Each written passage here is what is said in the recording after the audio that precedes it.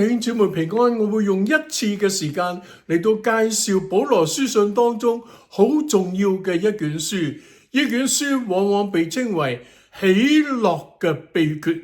如果你想知道點樣我先能夠喜樂呢？喜樂有咩方法，有咩秘訣呢？咁你一定要讀腓立比書。喺我哋人生裏邊，我哋時時都會遇到好多嘅困難、挫折，或者喺一個失敗感、沮喪嘅裏邊，覺得壓力好大，我哋冇辦法勝過。有時我哋嘅仇敵就好犀利，想用各樣嘅方法將我哋打低啊！因此佢叫我哋覺得自己冇力啊，抬唔起頭，掙扎唔起上嚟。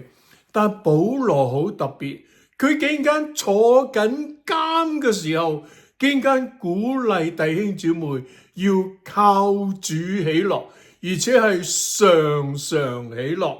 有時我哋會問，點解保羅咁犀利呢？坐緊監都識喜樂嘅，而且佢嗰種喜樂係由內心裏邊湧流出嚟嘅，唔係環境帶俾佢嘅。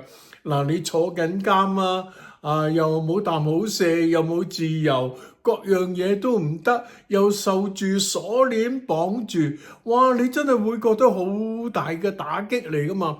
但係保羅佢卻係由心裏邊發出一份嘅喜樂。因此我哋要問，點解保羅可以能夠靠主喜樂？你想唔想要同樣可以靠主喜樂？腓立比呢間教會係保羅第二次宣教行程嘅時候，佢第一站就去嘅地方。記唔記得有一晚保羅見到一個馬其頓嘅異象？就因為神禁止佢唔好喺小亞細亞繼續傳道，於是佢嗰晚就發咗個夢，見到一個馬其頓人企喺佢嘅地方嗰度向保羅招手啊！佢話：你過嚟馬其頓幫助我哋啦！所以我哋通常都叫呢一個嘅異象做馬其頓嘅異象。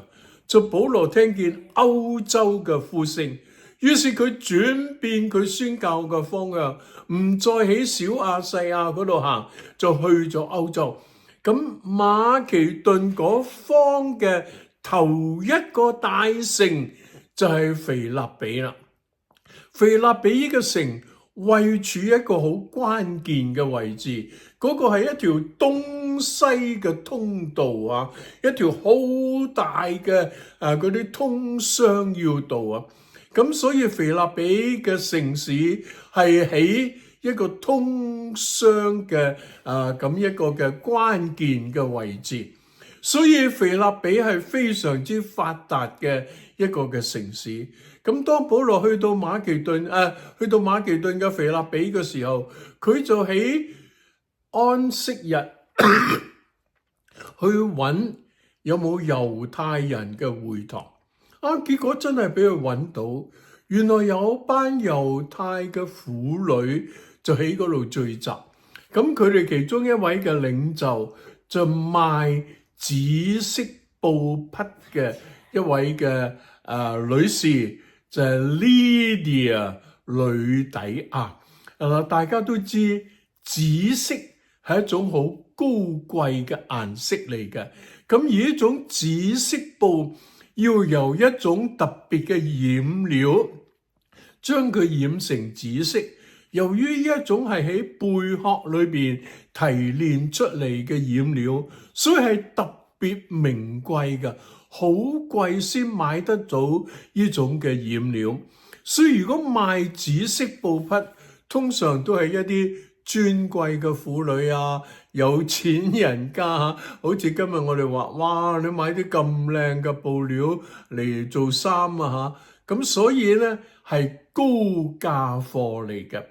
而呢位呂底亞就從事一個咁高級嘅商業嘅行業，因此呂底亞就向保羅發出一個邀請，佢話你同埋你嘅幫手可以嚟我屋企住，你唔好客氣，你嚟我屋企住。於是保羅就住咗喺呢位呂底亞姊妹嘅屋企，接受佢嘅款待。因此保羅同腓立比教會之間有好緊密嘅關係。保羅其實只係喺腓立比留咗好短一段時間，佢就離開去其他地方佈道啦。咁因此呢一封嘅腓立比呢封書信呢，就腓立比教會佢哋呢知道保羅坐監，於是就派咗一個嘅代表啊，呢個嘅代表就係以巴弗提。以巴弗提有雙重嘅責任，第一就帶教會嘅消息去話俾保羅聽，你放心啦，我哋教會好好。第二呢，就帶住依間教會嘅經濟支持，即係大筆錢啊，特別去送俾保羅。所以保羅真係好感動啊！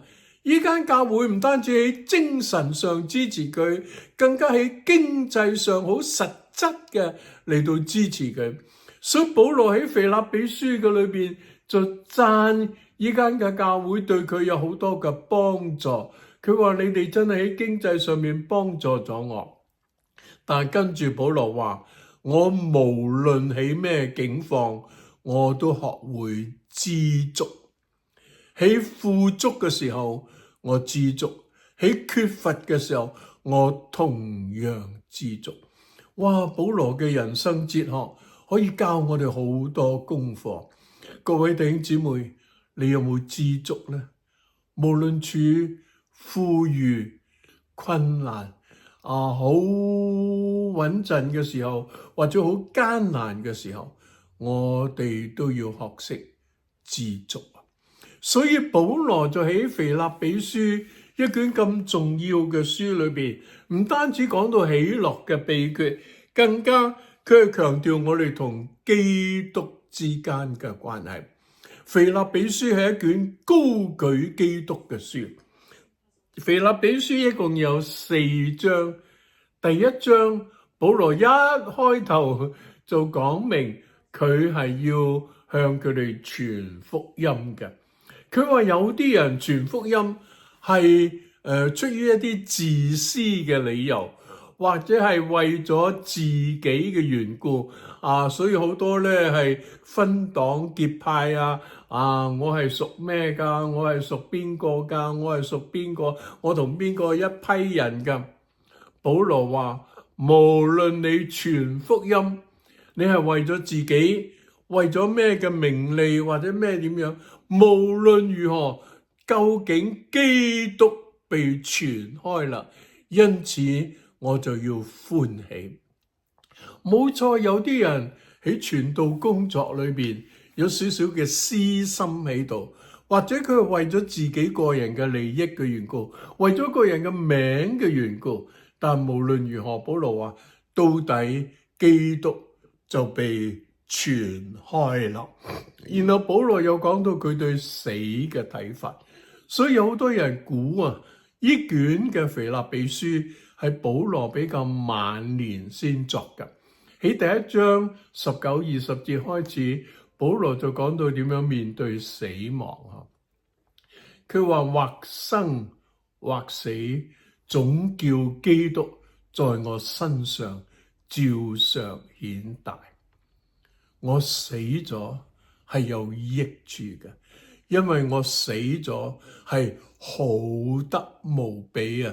因為我與基督一齊。哇！保羅佢唔怕死嘅，佢對死亡有一個好清晰嘅睇法。佢知道佢行完呢條世上嘅路，佢去邊啊？嗱，各位弟兄姊妹，呢個就係我哋嘅把握，呢個就係信仰帶俾我哋嗰份嘅盼望，好堅定嘅盼望。我哋知道我哋將來去邊。嗱，有幾樣嘢我哋係冇辦法知嘅。你幾時嚟到呢個世界？你爸爸媽媽幾時生你？你幾時出世？你唔知㗎嚇。同樣我哋走，我哋離開呢個世界又係唔知嘅。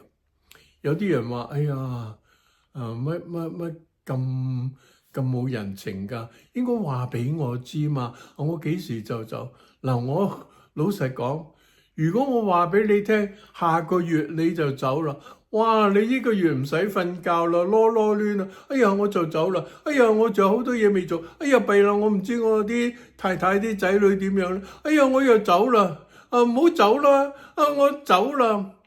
所以其實神好大嘅恩典，佢冇話俾我哋聽，我哋幾時嚟到呢個世界，同樣佢都冇話俾我哋聽，你幾時會離開呢個世界，完全喺神嘅掌握裏邊。有啲人離開呢個世界係好突然嘅，譬如話遇到一啲交通意外，你都諗唔到，你點知道有啲車會撞埋嚟你度？咁你就突然之間就返咗天家。但係喺神嘅時間、神嘅預備裏邊，總係最好嘅。保羅對死亡一啲都唔畏懼，佢帶住一個好坦然嘅心嚟到面對死亡。所以佢話：我活着係對你哋有益，我死了係有好處，因為我係返到天上與主同在，係好得無比嘅。到咗第二章，保羅就提出我哋應該要以基督為我哋嘅榜樣，耶穌基督就係我哋嘅榜樣，我哋要效法佢，我哋要以耶穌基督嘅心為心啊！所以我哋要學基督，要像基督，呢個就係我哋基督徒嘅人生啊！各位，你似唔似耶穌呢？你有冇諗住我要效法耶穌，我要好似耶穌咁呢？人哋見到我，哎呀，哇！乜呢個人咁溫柔噶？乜呢個人咁慈祥噶？乜呢個人咁仁愛噶？乜呢個人咁待人接物咁好噶？讓我哋效法基督，讓我哋以耶穌嘅心為心，就好似明光照耀喺地上一樣。我哋都係世上嘅光，光係要顯喺黑暗嘅地方，越黑暗嘅地方，光就更加顯明。到咗第三章，保羅又提出啦我以耶穌基督為至寶，我以耶穌基督為我嘅標杆，為我嘅目標，我一生奔跑，我要得着基督，好似基督得着我嘅一樣。我向住標杆直跑，我係忘記背後啊，努力面前，向住標杆直跑。哇！保羅嗰種奮鬥，保羅嗰種前進，保羅嗰種竭力為基督而活。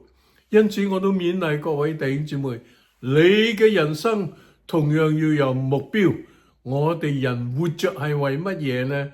喺一本嘅教理問答裏邊，第一條就係問人活着係為乜嘢？你活着嘅目標係乜嘢？答案係咩啊？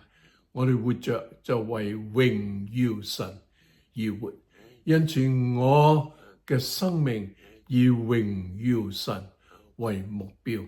所以保羅話：我只求乜嘢啊？我活着就係基督，我以基督耶穌嘅心為心。而最後第四章，保羅喺結束嘅時候就提到要常常喜樂，要靠主常常喜樂。原來基督就係我哋嘅能力啊！我哋因為有基督喺我哋裏邊，我哋充滿能力，我哋可以靠主喜樂，時時喜樂。而且我哋要期待耶穌快啲翻嚟。今日係一個末世嘅時代，哇，到處都有戰爭，而且呢啲戰爭越嚟越複雜所以我哋更加需要警醒，等候主嘅再翻嚟。保羅話：應當一無掛慮，凡事藉住禱告、祈求和感謝，將你所要嘅告訴神，神所賜出人意外嘅平安，必在基督耶穌裏保守你哋嘅心懷意念。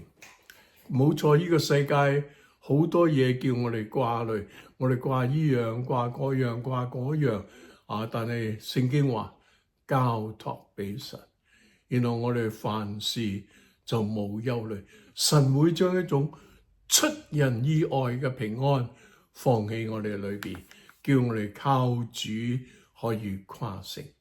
求主將腓立比書一卷咁特別嘅書，一卷好重要嘅書，放喺各位嘅心裏邊，讓你常常嘅反覆思想，讓你將神嘅話藏在心裏，免得你得罪神。求神使用你，祝福你，願神賜福俾各位。